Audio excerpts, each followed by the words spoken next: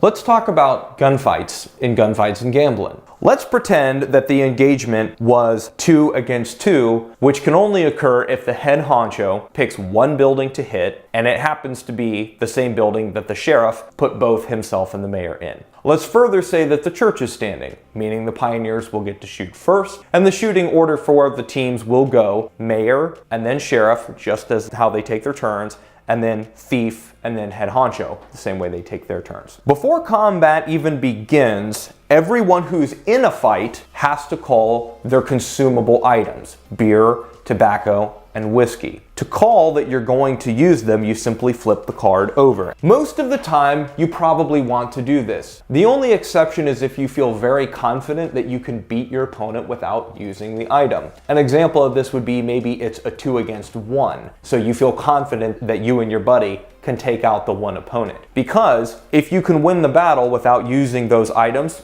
you get to save them for the future. But here's the catch. If you do die, those are the items that you lose when you die. The items you lose when you die are beer, tobacco, whiskey, and dynamite.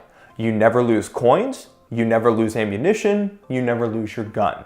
Combat goes back and forth between the teams until someone or both people have died on a team, you're both out of ammunition, or you've both agreed to stop shooting at each other. Those conditions end combat. Let's go to the fight at hand.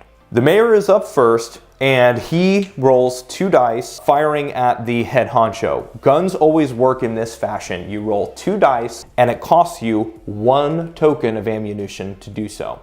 Let's say he spends his token of ammunition and fires at the head honcho, and let's say that he lands a couple of solid hits. The head honcho would then flip 2 hearts over, and it goes to the sheriff's turn.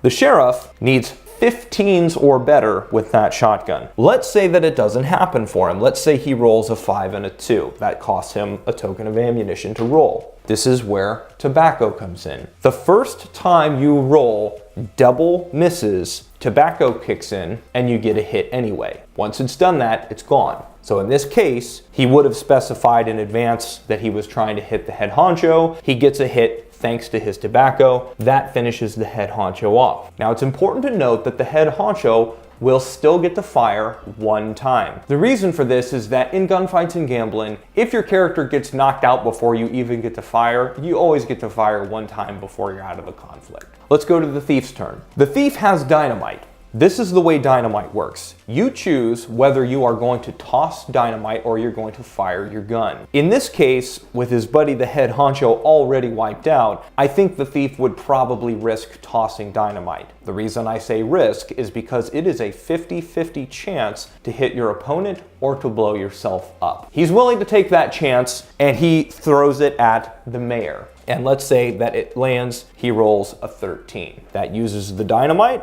and the mayor takes 3 hits. Had the mayor not consumed this whiskey before the fight, he would be dead from that dynamite toss. But the whiskey counts for the first hit, and then he flips over 2 more hearts for a total of 3 hits, which means the mayor's still in this. He's got 1 heart left. Then we go to the head honcho. He spends a load of ammunition, and he's gonna take a shot at the mayor to try to finish the mayor off. Let's say that despite the fact that he has a Winchester, which he only needs 11s or better to score with, let's say that he rolls poorly, and he rolls a 3 and a 7, both misses. This is where beer comes into play for gunfights. He can now spend a token of ammunition because of his beer to re-roll just 1 die. He does so, and let's say this scores him the 1 hit he needed to wipe the mayor out. He does so, the beer is gone. The fight proceeds now with the mayor and the head honcho out of the picture. With only 1 load of ammunition in the stagecoach shotgun against 3 loads of ammunition for the thief, this is going to be probably a win for the thief. So sheriff fires, let's say he hits 1 time.